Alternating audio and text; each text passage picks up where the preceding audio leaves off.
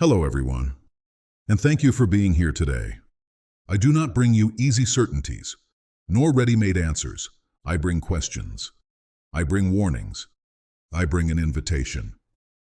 The invitation to think with me about the direction our world is taking. We live in strange times. Times in which we are bombarded with information, with opinions, with slogans that look like truth, but rarely survive the test of investigation. What I am about to share with you is not light, nor comfortable. It is a denunciation. It is a wake-up call. I do not ask you to believe what you are about to hear. I ask only that you listen, that you question, and that you verify for yourself. Because when we stop thinking, when we stop questioning, we open the doors to manipulation. Today, more than ever, we need courage. Courage to see. Courage to hear. Courage to face reality. That is the challenge of this episode. Let us begin. Before addressing the subject that brings me here today, I want to make one thing absolutely clear. Do not believe blindly in anything you are about to hear. Do not simply take my words as truth. I am not here to deliver easy answers for passive acceptance. No, I am here to challenge you. I am here to shake your convictions and push you to think. I ask you instead to read, to study, to investigate, and to verify for yourself. Go to the books. Go to the documents. Go to history itself. Confront everything I say with your own research, with your own critical spirit. That is the only way to stand firm in a world that increasingly seeks to manipulate you, to seduce you, and to control you. Never, never abandon your critical thinking. Never let anyone rob you of the ability to question, because the day you stop questioning, the day you let others think for you, that is the day you surrender your freedom. And freedom, my friends, once surrendered, is never given back without a fight. Do not let yourself be deceived by appearances, by beautiful slogans, by words that sound appealing but hide poison beneath. Go. Investigate. Confront reality for yourself. And above all, never stop questioning, for truth fears nothing, and lies fear everything. Now let us begin. Let us open our eyes to the great ideology that has marked the last 2 centuries, and that, whether you see it or not, still shapes our present: Marxism. We will speak of Marxism in its classical form. The Marxism of Marx himself, of the Communist Manifesto, of revolution and proletariat. And then we will see how it transformed, how it mutated, how it reinvented itself when reality did not follow theory. We will see the birth of Cultural Marxism, the silent revolution that no longer uses guns but words, no longer uses soldiers but students, no longer marches in the streets with red flags but infiltrates the universities, the media, and even the very language we speak. Marxism, let us be clear, is not simply a political theory, as some would like to reduce it. It is not merely an economic analysis of class struggle, wages, and capital. No. Marxism is much more dangerous than that. Marxism is a thought, an idea, almost a secular faith. It is a lens through which the world is reinterpreted, a worldview that seeks not to describe reality, but to reshape it entirely. And it is still here, alive and present in our days. You see it in universities, where professors present it not as theory, but as truth.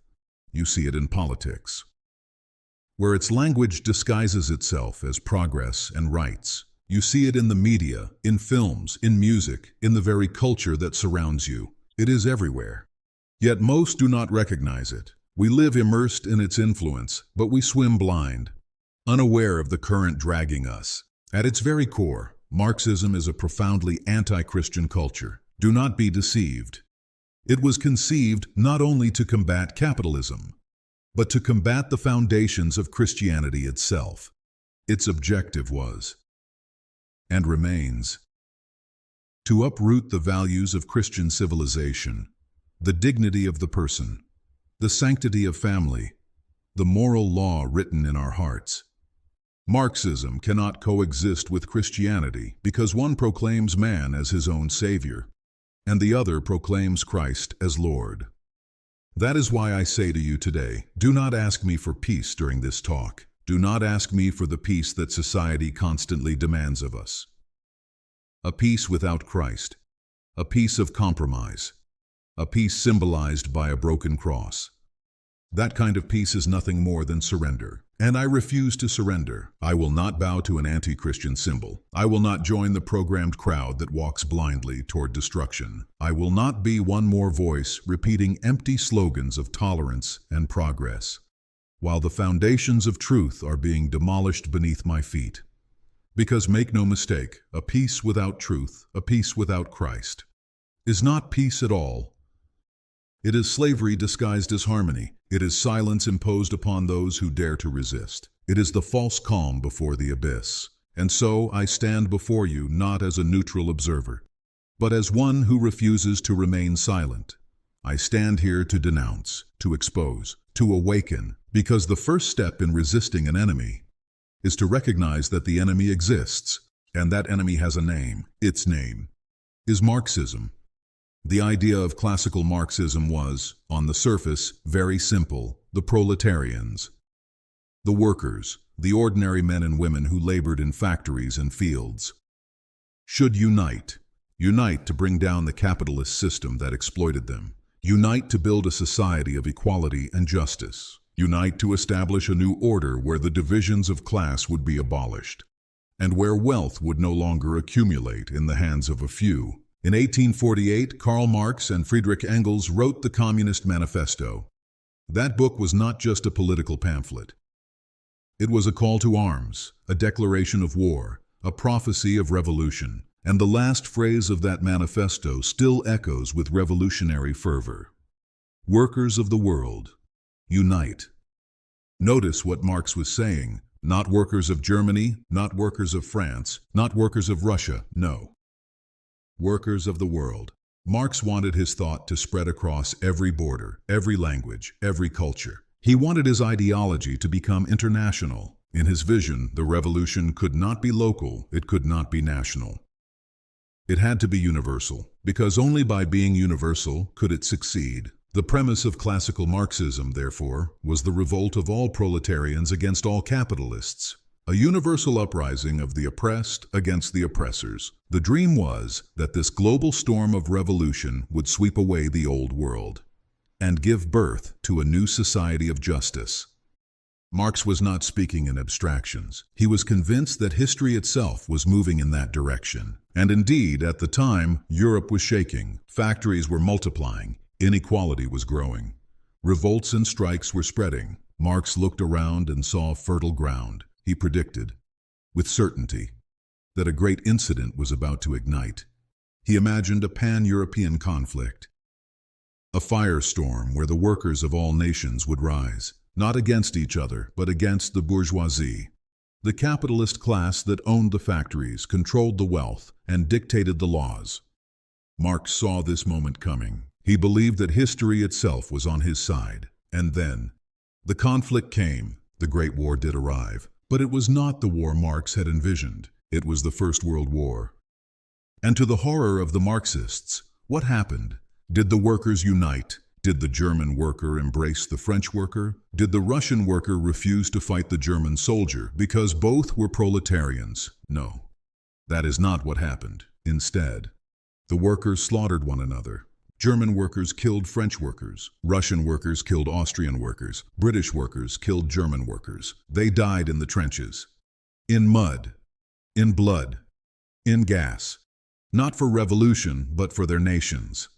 They fought for their countries. They fought for their families. They fought for their traditions, their homelands, their cultures, and yes, whether consciously or not, they also fought for the very capitalists whom Marx despised. They fought to defend industries, territories, empires, the very structures that Marx had sworn would fall. The dream collapsed, the vision shattered. The world Marx had prophesied did not come to pass. Instead of uniting against the bourgeoisie, the workers proved loyal to something deeper than ideology. They proved loyal to nation, to faith, to family, and this loyalty, stronger than the appeal of class struggle, destroyed the Marxist dream. For the Marxists of the time, it was devastating. Their predictions had failed. Their prophecies had been falsified by reality. Everything they had believed in, everything they had announced with fiery certainty, did not happen. The only exception, the only consolation, and yet a tragic one, was the Russian Revolution of 1916. Yes, there the Marxist fire seemed to ignite, but it ignited in one place only, in Russia. And let us not forget the cost. Millions of dead in the war, millions more in the revolution that followed. And still outside Russia, the revolution failed to spread. Across Europe, attempts were made, sparks were lit. But one by one, they were extinguished. Yes, the Russian Revolution of 1916 happened. It became the banner of hope for Marxists. But it was the only place where their dream took consistent form. Everywhere else, the fire did not spread. Everywhere else, the revolution faltered. Let us look at the facts, one by one, because this history is essential to understand how Marxism mutated, how it reinvented itself into something even more dangerous. Take Berlin, 1919. The city was in turmoil after the First World War. Inflation, hunger, political instability. Conditions ripe, it seemed, for revolution. Two figures stood at the forefront, Karl Liebknecht and Rosa Luxemburg. Both were convinced communists. Both believed the German workers would rise. They attempted to seize Berlin, to impose a communist regime, to ignite the German proletariat into action. And what happened? They failed. The revolution was crushed. Soldiers and police put down the uprising, and Karl Liebknecht and Rosa Luxemburg were assassinated. Brutally murdered. Their blood, spilled in the streets of Berlin, was meant to water the seeds of revolution, but instead, it testified to failure. Then came Munich. Again, unrest. Again, an attempt. They proclaimed a provisional communist government. They imagined Bavaria transformed into a Soviet republic. But the dream lasted only weeks. The so-called government collapsed almost as soon as it was declared. Another failure, another bitter taste of reality for the revolutionaries. Hungary, too, became a stage. There, Bela Kun, a devout communist, a man who believed in the cause with fanatical zeal, managed to establish a provisional government.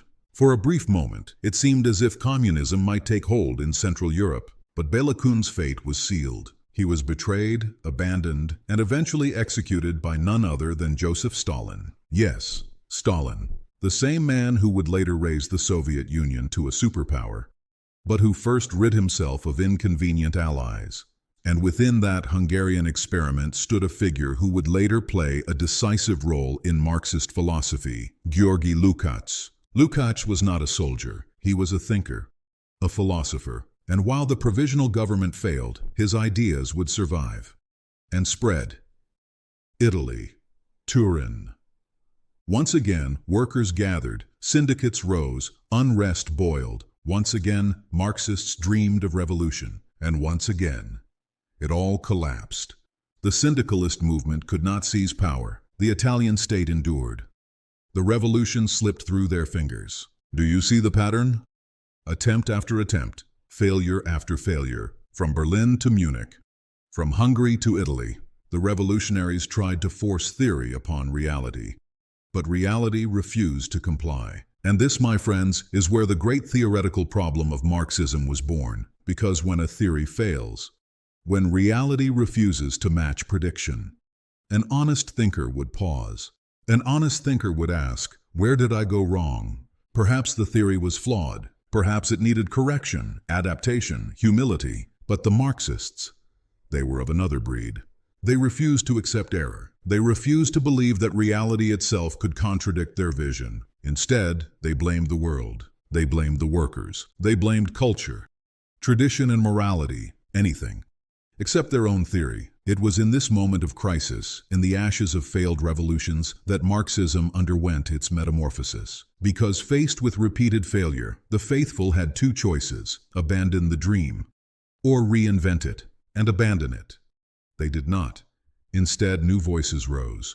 Men like Antonio Gramsci and György Lukács, who would give Marxism a new strategy. No longer the frontal assault of classical revolution, No longer the barricades of workers in the streets. Instead, something subtler, something slower, something far more dangerous. The long march through culture.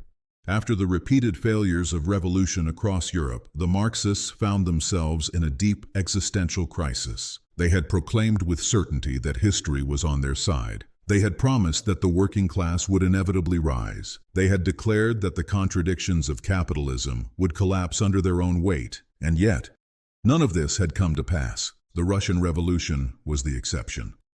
But only one exception. Everywhere else, the fire had been extinguished, and the question burned. Why? Why did the workers not rise? Why did the proletarians not fulfill their role in history? A rational person, when faced with the failure of their theory, adjusts it. A scientist, when faced with data that contradicts a hypothesis, revises it. That is how knowledge grows. By recognizing error, by learning from failure, by humbly accepting correction. But the Marxists were not rational in this way. They were not scientists seeking truth. They were ideologues seeking power. For them, the theory was sacred. The theory could not be wrong. And if reality contradicted theory, then reality, not theory, must be corrected. So they asked themselves, who alienated the workers? Who deceived the proletarians? Who brainwashed them so thoroughly that, instead of fighting for the revolution, they fought for their nations, their families, even their so-called oppressive masters? And then came the answer, a chilling answer. The culprit, they said, was Western culture itself. Think of the boldness of this claim. They were not blaming a government, or a general, or even a capitalist system. No. They blamed the entire civilization. They blamed the very roots of the West. Western culture, they concluded, was the great obstacle to revolution. It was the invisible wall that prevented the workers from rebelling. It was the glue that held society together, even under pressure. And if communism was ever to triumph, this culture had to be dismantled, piece by piece. What exactly did they mean by Western culture? They identified three great pillars: the philosophy of the Greeks, reason, logic, the search for truth; the law of Rome, order, justice, the rule of law; and above all, the morality of Judeo-Christianity, the belief in human dignity, in moral responsibility, in God and evil as absolutes. This last pillar, the Judeo-Christian morality, they considered the most powerful, because it instilled in people a sense of duty, of sacrifice, of higher purpose. It made workers fight not only for wages, but for family, not only for survival, but for faith. And that, for Marxism, was intolerable. So the conclusion was clear: if communism could not conquer the West through revolution, then it would have to conquer it by cultural subversion. It would have to destroy Greek philosophy, dismantle Roman law, and above all, uproot Judeo-Christian morality. Understand this well. This plan did not begin yesterday. It did not begin 30 years ago. It began in the 1920s. We are not speaking of a recent phenomenon. We are speaking of a century-long strategy, a patient, calculated, relentless march through the heart of Western civilization. And this is what gave birth to Cultural Marxism. Cultural Marxism, also called Western Marxism, was not a copy of Soviet communism. It was not the Marxism of Moscow, with its orders, its purges, its Iron Curtain. No, it was something subtler, more intellectual, more deceptive. It was a heterodox Marxism, a Marxism in constant conflict with the Soviet line. It rejected the authority of Moscow, but it did not reject the dream of communism. It simply sought a new path to achieve it. And here lies its danger, because while the Soviet Union relied on armies and tanks, Cultural Marxism relied on pens and books, on classrooms and lectures, on films and newspapers. While Soviet communism fell with the Berlin Wall, Cultural Marxism continued, hidden in the very institutions of the West, disguised as philosophy, sociology, psychology, and literature. And the thinkers who carried this banner? They were many. Some declared themselves Marxists openly, others wore masks, but the effect was the same. They spread the virus. Names like Maurice Merleau-Ponty, Ernst Bloch, Walter Benjamin, Friedrich Nietzsche in his later interpretations, Jean-Paul Sartre in the final phase of his thought, Louis Althusser, Jürgen Habermas, and many more, Some of these names are admired in universities today, quoted with reverence, held up as intellectual giants, and yet, beneath their words, the same mission pulsed: dismantle Western culture, undermine its foundations, erode its morality. And so in the 1920s, the stage was set. The failure of classical Marxism had given birth to something new, something more insidious, something that would not storm the gates from outside, but would rot the walls from within. That was the turn. That was the metamorphosis. And the world has been paying the price ever since. It was in this climate of crisis, of failure and reinvention that a new chapter began. In 1923, Germany became the stage for what was called the Week of Marxist Work. It was not merely a meeting of philosophers. It was a council of war, a gathering of intellectuals who were not content with failure, who were determined to reforge Marxism into a weapon that reality itself could not resist. And so in 1924, a man named Felix Weil, the son of a wealthy merchant, took action. He had resources and he had conviction. Using his father's money, he created what would become one of the most influential institutions of the 20th century, the Institute for Social Research in Frankfurt. At first, the name they considered was bold, almost defiant: the Institute of Marx and Engels, identical to the one created in Moscow in 1919. But they quickly realized the risk. In the West, people were not ready to embrace open communism. They needed a mask, a disguise. And so, the name was softened: Institute for Social Research. Respectable, academic, harmless in appearance. But behind the name, the same fire burned. This institute would later be known worldwide as the Frankfurt School. And from it, the virus of cultural Marxism would spread like a slow but relentless infection throughout the West. It was here, in Frankfurt, that they edited the first volume of the collected works of Marx and Engels, the Marx-Engels Gesamtausgabe. It was here that they studied German society, dissecting it, probing it, seeking the weaknesses through which they could dismantle it. Their goal was not to understand society in order to improve it. Their goal was to understand it in order to obliterate it. Then came 1939. The world plunged into the Second World War. Hitler rose in Germany, and the members of the Frankfurt School, many of them Jews and communists, fled. They had no choice. They escaped persecution. But their ideas did not die. They crossed the ocean. They arrived in the United States. And there, in the universities of America, they planted new seeds. Seeds that would grow into forests. Forests that even today dominate the intellectual landscape of the West. Three names stand out: Theodor Adorno, Herbert Marcuse, and Max Horkheimer. These men carried with them not rifles, not bombs, but books and lectures. They entered universities such as Columbia, where Marxist thought already had sympathizers, and from there, they began to teach, to write, to influence. When the war ended, Adorno and Horkheimer returned to Germany, but Marcuse stayed, and that decision would prove fateful. Marcuse remained in the United States, and from there, he would unleash a revolution not of armies, but of minds. In California, he began writing, teaching, speaking, and soon the youth of America, the students of the 1960s, would drink deeply from his words.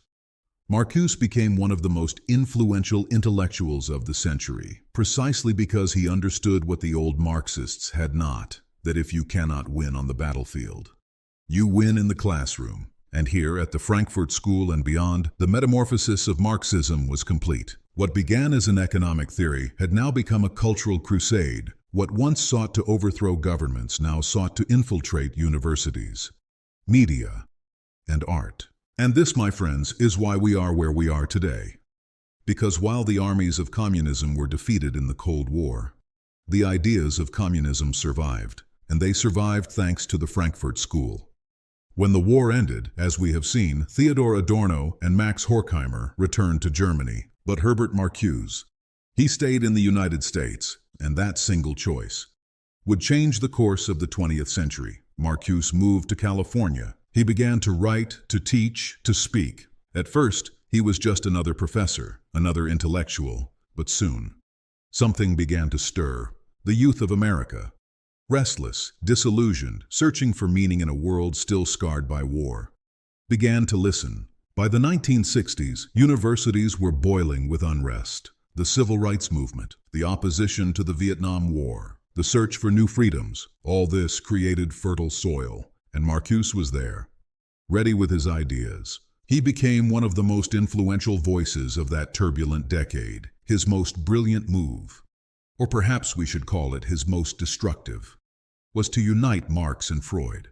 Until then, Marxism had been an economic theory, a political program. Freud, on the other hand, had been the voice of psychology, of the unconscious, of sexuality. Marcuse brought them together, and from this union, a new weapon was born, a Marxism that would no longer depend on the worker as revolutionary subject, but on desire itself, on the instincts of man, on his very psychology. Think of the genius, or rather the diabolical genius, of this. If workers were too attached to morality, too loyal to family and nation, then they could not be relied upon for revolution. But youth could. The young were not yet rooted. They were easier to mold, easier to seduce. And above all, they were frustrated, repressed, searching for liberation. So Marcuse shifted the battlefield, from the factory to the university, from the economy to sexuality, from wages to desire. He proclaimed that capitalist society was, at its core, a repressive society, that it did not merely exploit labor, but suppressed instincts, that the true oppression was not only in wages, but in the very fact that people could not live out their desires freely. And from this idea, everything else followed. If repression is the true enemy, then morality must be destroyed. Marriage, repression. The family, repression. Judeo-Christian morality, the greatest repression of all. Do you see the strategy? By redefining oppression not as economic but as psychological, Marcuse opened the door to a new revolution.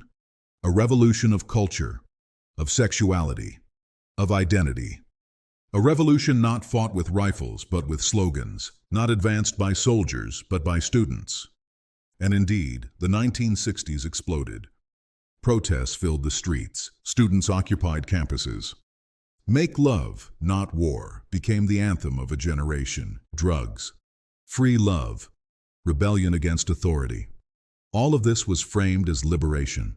But behind the slogans, behind the music, behind the long hair and the flowers, lay Marcuse's ideas. Understand this, the hippie revolution was not an accident of fashion. It was not merely a cultural trend. It was the fruit of a calculated intellectual program.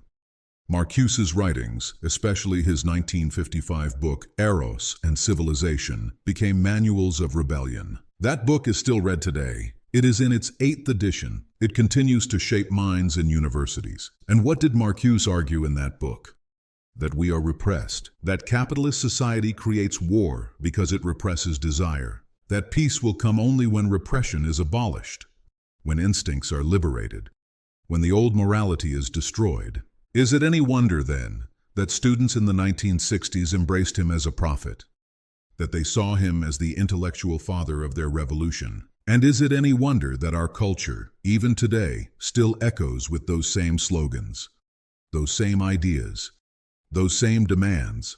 Marcuse understood something vital. If you capture the youth, you capture the future. If you control the universities, you control the culture. And if you control the culture, you do not need to fire a single shot. You can topple an entire civilization. This was his true revolution, not in Moscow, not in Berlin, but in the lecture halls of San Diego, in the protests of Berkeley, in the counterculture of California. From there the virus spread, and we are still living with its consequences today. While Marcuse and his disciples were working in the universities, another front of the cultural battle was opening. Hollywood. We often think of Hollywood only as entertainment, as cinema, as the glitter of the screen. But cinema is not neutral. Cinema is storytelling, and storytelling shapes hearts, shapes minds, shapes culture. A film can make you laugh, cry, or dream, but it can also make you doubt, question, reject, and rebel. And in the 1950s, communists understood this perfectly. As Marcuse spread his doctrine in the universities, communists in Hollywood were planting the same seeds through the seventh art. They knew that a film could reach millions in one night. They knew that images were more powerful than arguments. They knew that a story could bypass reason and go straight into the soul. And so they worked, quietly, invisibly, but effectively. Scripts that mocked Christianity, films that presented divorce as liberation, characters that broke with morality and were portrayed as heroes. Slowly, imperceptibly, Hollywood began to push society toward the same goals proclaimed by cultural Marxism, the dismantling of Judeo-Christian morality. But there was one man who saw it. One man who dared to denounce what others refused to believe. His name was Senator Joseph McCarthy. McCarthy began to speak openly. He named names. He warned that communists were infiltrating Hollywood, shaping culture, deceiving the public. He said that actors, directors, screenwriters were not simply artists, but agents of ideology. He declared that cinema was being used as a weapon of revolution. And what happened? Immediately, the machine of defamation turned against him, the communists. Well trained in the art of character assassination, used what Lenin himself had invented: social shaming, social patrol. They united, they closed ranks, and they struck. McCarthy was discredited. He was portrayed as a liar, a drunk, a clown. They called him homosexual. They mocked him in the press. They ridiculed him in politics. They turned him into a pariah. To this day, his name is associated with hysteria, with paranoia, with false accusations. To this day, students are taught to despise him. And yet, when the Berlin Wall fell, when the Soviet Union collapsed, when the archives of the KGB were opened, what did they find? Documents, lists, proof. Proof that more than 100 people working in Hollywood had direct ties to Moscow. Proof that McCarthy had been right all along. Think of that irony. The man who warned was destroyed. The man who lied was vindicated by history. But society still believes the lie. McCarthy remains discredited, his name dragged through the mud, while the infiltration he denounced succeeded. And Hollywood never stopped. Even after McCarthy was silenced, the agenda continued. Films increasingly portrayed the church as corrupt, priests as hypocrites, Christians as repressed. Marriage was mocked, adultery was normalized, homosexuality was romanticized, abortion was defended, and all of it, always, wrapped in the beauty of cinema, in the charm of stars, in the power of images. Remember this: culture is never neutral. Hollywood has always known it, and the communists who infiltrated it knew it even better. They turned the dream factory into a factory of ideology. And the dream that was sold was always the same: a world without Christian morality, a world liberated from tradition, a world remade according to the lines of cultural Marxism. This was another battlefield, and it was a battlefield where the enemy advanced without resistance. Because while soldiers guarded borders, no one was guarding the cinema screen. As the cultural front advanced in Hollywood and in the universities, another stage was being prepared: the battlefields of Vietnam. Marcuse's ideas had already spread. His students, young, rebellious, filled with slogans of liberation, had become soldiers of ideology, even if they never carried a rifle. Their battlefield was not the trenches of Asia, but the streets of America. Yet their protests would change the outcome of a war fought thousands of miles away. In 1955, Herbert Marcuse published his book, Eros and Civilization. We must pause here. This was not a mere book. It was a manifesto, a call for a new revolution. And in it, he argued that capitalist society was not only unjust, it was repressive. He claimed that war itself was born from repression, that peace would only come when repression, sexual, moral, cultural, was destroyed. Do you see what this means? If war comes from repression, then the enemy is not communism. The enemy is not dictatorship. The enemy is not oppression in the traditional sense. No. The enemy is morality. The enemy is discipline. The enemy is the Judeo-Christian ethic that teaches self-control, sacrifice, and duty. And so Marcuse turned an entire generation against its own heritage. He gave philosophical justification for rebellion. His words spread through universities, where students devoured them, repeated them, shouted them in protests. His book became the intellectual fuel of the hippie movement. Make love, not war. This was not just a catchy slogan. It was Marcuse distilled. It was Marx and Freud united in a single phrase. Meanwhile, in Asia, the war raged. Vietnam was divided. The South, supported by the United States, fought against the North, supported by communists. On the ground, the war was brutal. In the air, bombs rained. In the villages, people suffered. But in the West, in America and Europe, the war became something else, a symbol. A symbol used by cultural Marxism to inflame youth, to mobilize protests, to radicalize an entire generation. Students filled the streets. They burned draft cards. They occupied campuses. They clashed with police. They called returning soldiers murderers and criminals. The war in Vietnam was not only fought in jungles and rice fields. It was fought in the classrooms of Berkeley, in the avenues of Washington, in the headlines of newspapers, in the lyrics of songs. And the communists smiled, because the West was crumbling from within. The enemy no longer needed to defeat American soldiers in battle. The enemy only had to wait, while America defeated itself.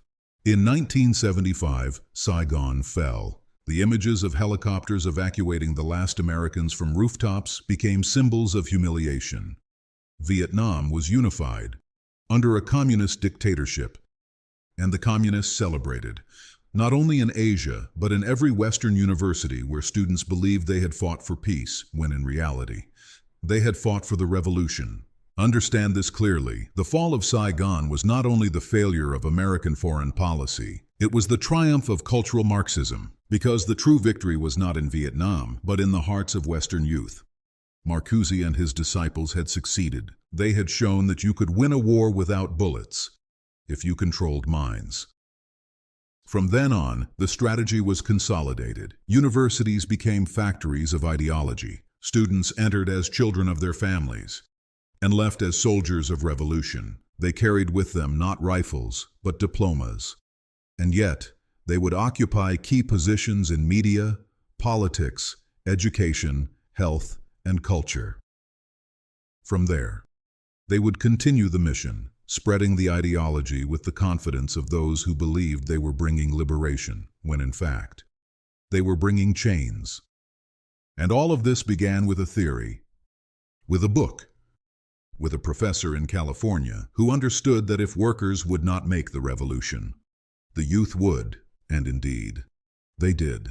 And so, here we are today.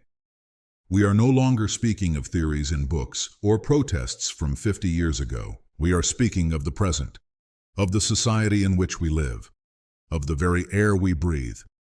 Look around you.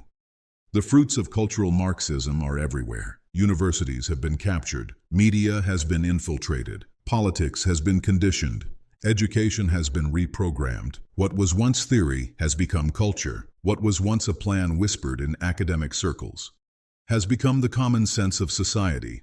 And the most dangerous part? It all happens slowly. So slowly that most people do not even notice. The changes are incremental, almost invisible, like the hands of a clock moving minute by minute. You do not see them move, but if you look away and return later, everything has shifted. It is like the rotation of the earth. You do not feel it, you do not see it, but it is there. Constant, relentless, unstoppable. Cultural Marxism advances in the same way. Silently, invisibly, but always forward. Even the capitalists, even those who benefit from the system, allow it. Why?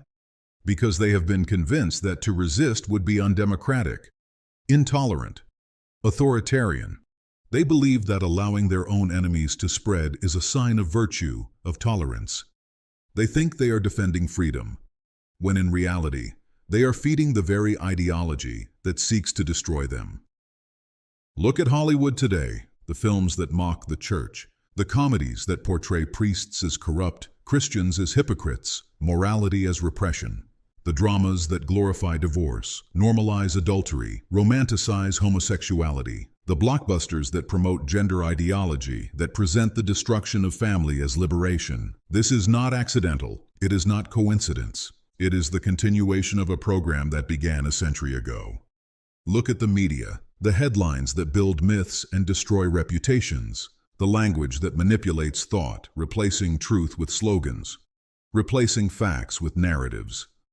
The endless repetition of ideas until they are accepted, not because they are true, but because they are familiar. Look at politics. Laws are changed. Words are redefined. People ideologically aligned are placed in positions of decision, and once there, they pass measures that advance the same agenda: the erosion of Judeo-Christian morality, the dismantling of family, the reprogramming of society. And do not be deceived.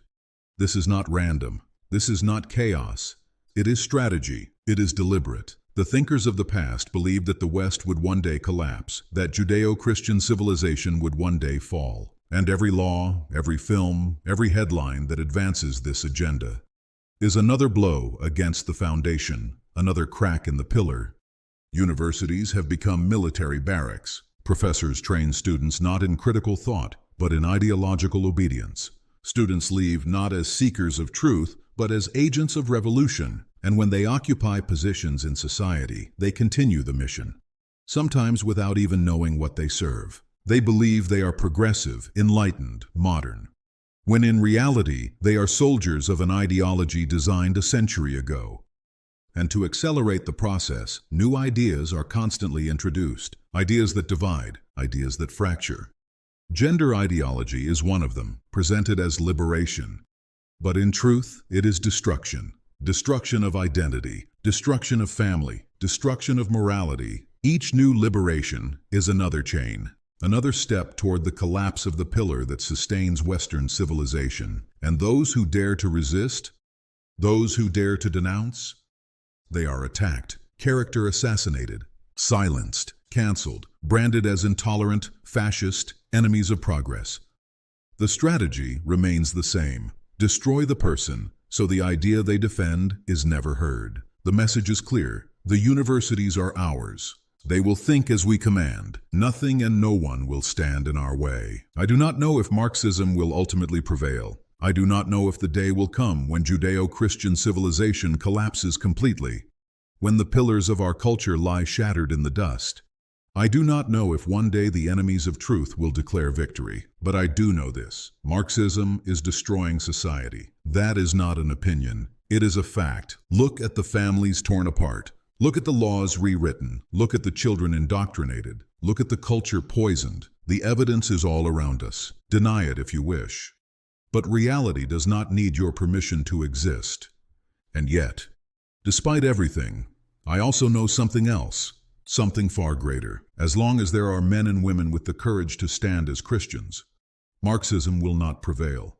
Because Marxism offers emptiness, but Christianity offers truth. Marxism offers division, but Christianity offers unity. Marxism offers despair, but Christianity offers hope. Marxism proclaims man as God, but Christianity proclaims God made man. And the difference, my friends, is eternal. Do not imagine that resistance will be easy. It will not. Those who resist will be mocked, attacked, silenced. They will be called intolerant, reactionary, enemies of progress. They will be slandered, ridiculed, perhaps even persecuted. But they will also be free. Free in truth, free in Christ, free in a way that no ideology can ever take away. The message of the enemy is clear. The universities are ours. They will think as we command. Nothing and no one will stand in our way. But our message must be clearer still. We belong to Christ, and nothing, and no one, will ever take him away from us. This is the battle of our time, not fought with bullets, but with words. Not fought in trenches, but in classrooms, in parliaments, in families, in hearts. It is the battle for truth itself. So I say to you, wake up, open your eyes. Do not be deceived by slogans, by promises, by lies dressed as liberation. Recognize the enemy for what it is. Resist him, fight him, not with hatred, but with truth. Not with despair, but with courage. Not with violence, but with faith. For history has shown us again and again, empires rise and fall, ideologies come and go, but the word of God endures forever. And as long as there are men and women willing to stand, willing to suffer, willing to proclaim Christ as Lord, Marxism, in the end, will not prevail. So I leave you with this call. Be courageous. Be vigilant. Be unafraid. The future is not yet written. The outcome is not yet sealed. The West is wounded, yes. But it is not yet dead, and the flame of faith still burns. And if we keep that flame alive, then no ideology, no revolution, no cultural subversion will ever extinguish it.